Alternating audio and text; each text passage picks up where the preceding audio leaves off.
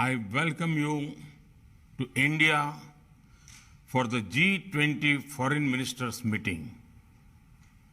India has selected the theme of One Earth, One Family, One Future for its G20 presidency.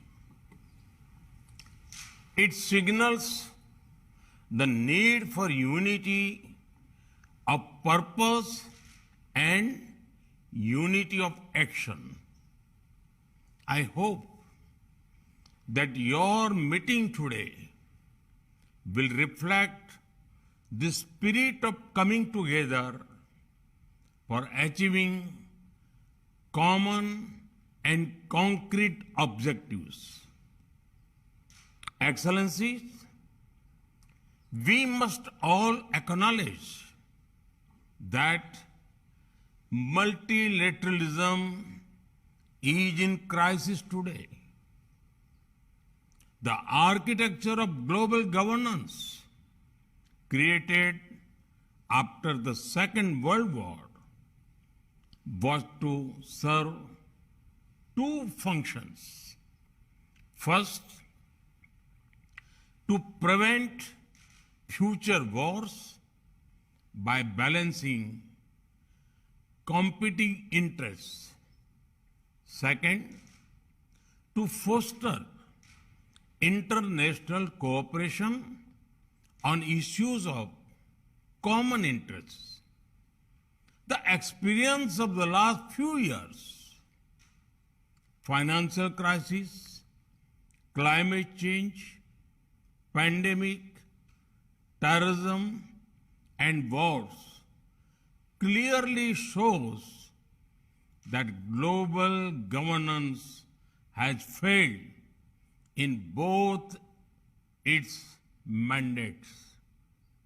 We must also admit that the tragic consequences of this failure are being faced most of all by the developing countries.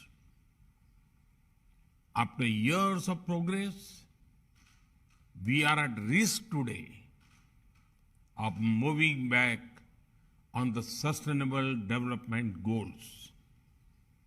Many developing countries are struggling with unsustainable debt while trying to ensure food and energy security for their people.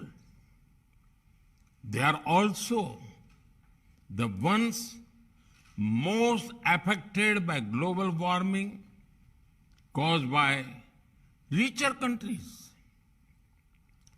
This is why India's G20 presidency has tried to give a voice to the global south. No group can claim global leadership without listening to those most affected by its decisions.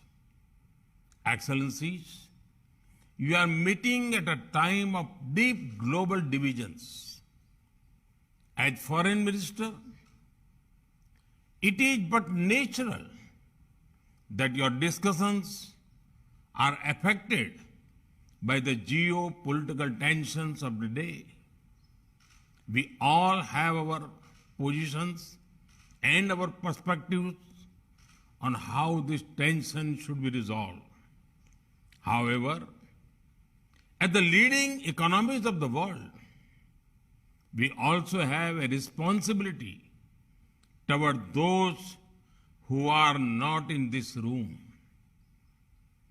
The world looks upon the G20 to ease the challenges of growth, development, economic resilience, disaster resilience, financial stability, transnational crime, corruption, terrorism, and food and energy security.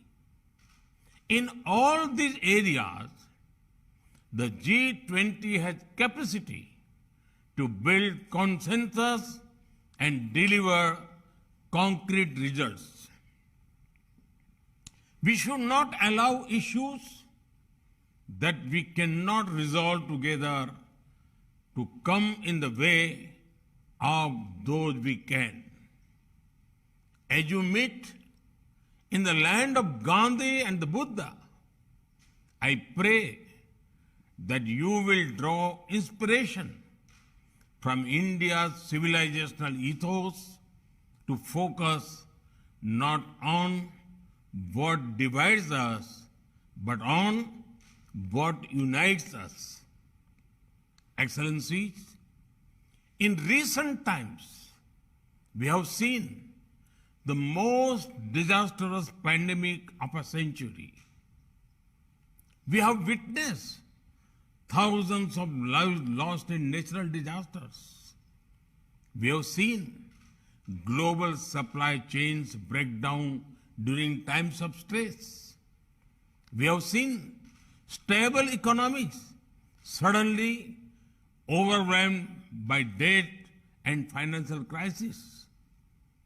These experiences clearly show the need for resilience in our societies, in our economies, in our healthcare systems, and in our infrastructure.